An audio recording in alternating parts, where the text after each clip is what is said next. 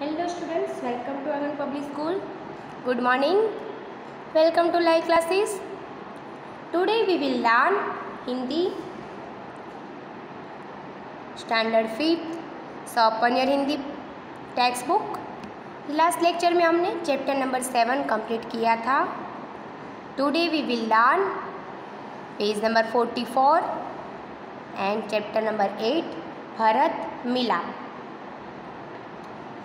माता पिता की आज्ञा का पालन करने हेतु रामवन में गए. उनके साथ सीता भी गई. भरत को इस बात का पता चलने पर वे अयोध्या के सिंहासन पर नहीं बैठे, अपितु सिंहासन पर राम की खड़ाऊ रखकर उन्होंने सेवक की भांति राजकाज किया. इसलिए कहा है भाई हो तो भरत जैसा. तो हम देखते हैं आगे. वन का एक भाग. कुटिया के बाहर राम और सीता बैठे हुए हैं. पास ही धनुष बाण लिए कौन खड़े हैं? लक्ष्मण खड़े हैं. दृश्य नंबर 1. राम कह रहे हैं भाई भरत जरा देखो तो यह आवाज़ कहाँ से आ रही है? लक्ष्मण बोल रहा है इधर उधर देखकर. वो पहले इधर उधर देखता है, फिर कह रहा है प्रभु सामने से कुछ लोग आते दिखाई दे रहे हैं. राम कह रहे हैं कौन लोग हैं? जरा ध्यान से देखो. तो लक्ष्मण कह रहा है ध्यान से देखकर अरे यह तो भरत है, साथ ही बहुत से लोग हैं, हमें सावधान हो जाना चाहिए, शायद वे लोग लड़ने के लिए आ रहे हैं. लक्ष्मण क्या कह रहे हैं कि ध्यान से देखकर कह रहे हैं कि अरे ये तो भरत है, साथ ही बहुत से लोग हैं, तो हमें सावधान रहना चाहिए, शायद वो हमसे लड़ने आ रहे हैं. लक्ष्मण ऐसा बोल रहा है. फिर राम हंसते हुए कह रहे हैं भाई लक्ष्मण तुम तो बिना बात के शक कर रहे हो, इतने वर्ष साथ रहकर भी भरत को नहीं पहचाना? लक्ष्मण उत्तेजित होकर पहचाना क्यों नहीं, उसी माँ का बेटा है जिसने वनवास दिलाया. तो वनवास किसने दिलाया था? कैकेयी ने दिलाया था ना, भरत की माँ कैकेयी ने. तो इसीलिए लक्ष्मण कह रहा है कि पहचाने क्यों नहीं, उसी माँ का बेटा है जिसने हमें वनवास दिलाया. सीता इससे बेचारे भरत का क्या दोष? सीता माँ क्या कह रही है इससे भरत का क्या दोष है? लक्ष्मण कह रहे हैं लीजिए सब लोग इधर ही आ रहे हैं. उसके बाद पेज नंबर 45 दृश्य नंबर 2. भरत दौड़ते हुए कुटिया के निकट आते हैं. उनकी आंखों में आंसू बह रहे हैं. वे राम के चरणों में पड़ते हैं. राम भरत को उठाकर गले लगा लेते हैं. इसके बाद भरत क्या कहते हैं रोते हुए मुझे क्षमा कीजिए प्रभु, आपको वनवास दिलाने में मेरा कोई हाथ नहीं. तो भरत क्या कह रहा है रोते हुए कि क्षमा कीजिए प्रभु, आपको जो वनवास मिला है उसमें मेरा कोई हाथ नहीं है. आप मुझसे बड़े हैं, आप ही को राजा बनना चाहिए. मैं आपको लेने आया हूँ. आप सब अयोध्या चलिए. इस नगरवासियों को भी यही इच्छा है, निराश न कीजिए प्रभु. तो भरत रोते हुए क्या कह रहा है कि क्षमा कीजिए प्रभु, जो आपको वनवास मिला है उसमें मेरा कोई हाथ नहीं है. आप मुझसे बड़े हो, आप ही राजा बनना चाहिए. मैं आपको लेने आया हूँ और ये सारे जो अयोध्या के नगरवासी हैं वो भी आपको, उसकी भी यही इच्छा है कि आप राजा बने और आप अयोध्या चलिए. निराश ना कीजिए प्रभु. देखिए ये चित्र में भरत और राम भगवान दोनों गले मिल रहे हैं. ये लक्ष्मण और सीता जी भी खड़े हैं. ओके.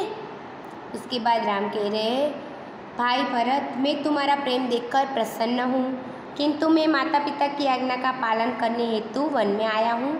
वनवास पूरा करके ही लौटूंगा. एक नागरिक नहीं प्रभु, आपको हमारे साथ चलना ही होगा. आपके बिना प्रजा दुखी है, प्रजा को सुखी रखना राजा का कर्तव्य है. इसके बाद टर्न पेज नंबर 46. राम कह रहे हैं नगरजनों इस समय माता पिता की आज्ञा का पालन करना मेरा सबसे बड़ा कर्तव्य है. राम भगवान क्या कह रहे हैं कि अभी मेरी माता पिता की जो आज्ञा है उसको करना, उसका पालन करना वही मेरा सबसे बड़ा कर्तव्य है. भरत मेरा भाई है, जब तक मैं वनवास पूरा करके ना लौटूं तब तक भाई अपना भाई जो भरत है वो आप सबके सुख दुख का ध्यान रखेगा, आप उसे राजा माने, यह मेरा आदेश है। भरत कह रहा है कुछ सोचकर, पहले कुछ सोचता है भरत, उसके बाद बोल रहा है अच्छा प्रभु, जैसी आपकी आज्ञा पर मेरी एक विनती है उसे स्वीकार करें। तो राम भगवान कह रहे बोलो क्या चाहते हो। देखो ये चित्र है हमारा पिक्चर, यहाँ पे नगरजन है, ये सीता है, लक्ष्मण, राम भगवान और भरत।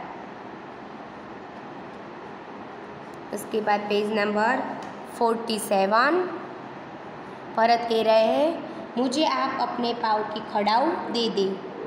भरत क्या कह रहे हैं, मुझे आप अपने पाँव की खड़ाऊ दे दे। खड़ाऊ यानी क्या, पादुका, जो लकड़ी की आती है ना, ये पिक्चर में जो दिखाई दे रही है इसको कहते हैं पादुका यानी कि खड़ाऊ।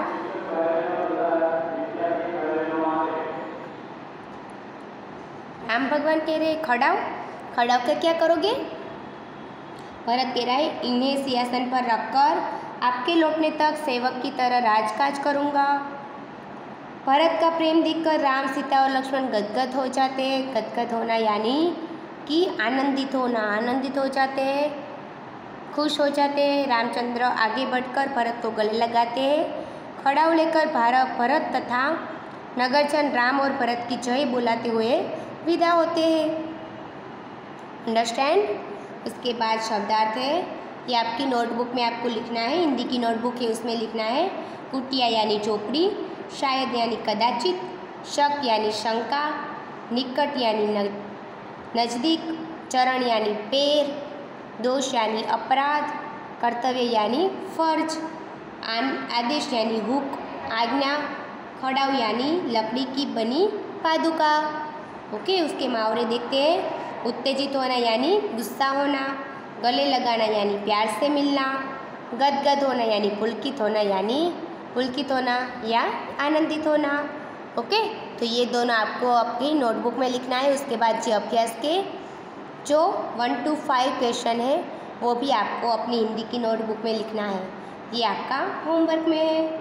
ओके, उसके बाद पेज नंबर 51, अभ्यास 1, ये भी आपका होमवर्क में आपके नाम जो है वो लिखना है। आपके गांव या शहर का नाम लिखना है, आपके दोस्तों के नेम लिखने हैं, 4 नदी के नेम लिखने हैं। मैंने लिखा है बनास, साबरमती, नर्मदा, गंगा। आप कोई भी लिख सकते हो। 3 पर्वतों के नाम कोई भी लिख सकते हो। मैंने लिखा है गिरनार, शत्रुंजय और पावागढ़। ओके, अब संज्ञा किसे कहेंगे। आपने जो उपयुक्त नाम लिखे हैं उसे संज्ञा नाउन कहते हैं। किसी भी व्यक्ति, स्थान या वस्तु के नाम को संज्ञा कहते हैं। व्यक्ति, स्थान या वस्तु के नाम को संज्ञा कहते हैं। Okay, turn page. उसके बाद ये भी आपका होमवर्क में है कि आपके आसपास जो कोई चीज़ ऐसी है जो संज्ञा है तो वो उसके नेम आपको लिखना है। अभ्यास 2, उचित जोड़े बनाइए। तो ये इसमें भी ऐसा है कि महेश है तो वो क्या है, लड़का, तो हमें मैच करना है। हिमालय पर्वत, गंगा तो नदी, रामायण क्या है, पुस्तक, भारत देश, इस सबको मैच करना है। विभाग अ में निर्देशित शब्द महेश, हिमालय, गंगा, रामायण और भारत नाम निर्देश करते हैं तथा ब विभाग वाले शब्द उसकी जाति का निर्देश करते हैं। अतः ये सभी शब्द क्या है, संज्ञा है हमारी। ओके, संज्ञा है। तो यहाँ पे हमारा लेक्चर फिनिश होता है। Stay home, stay safe and keep learning. Bye.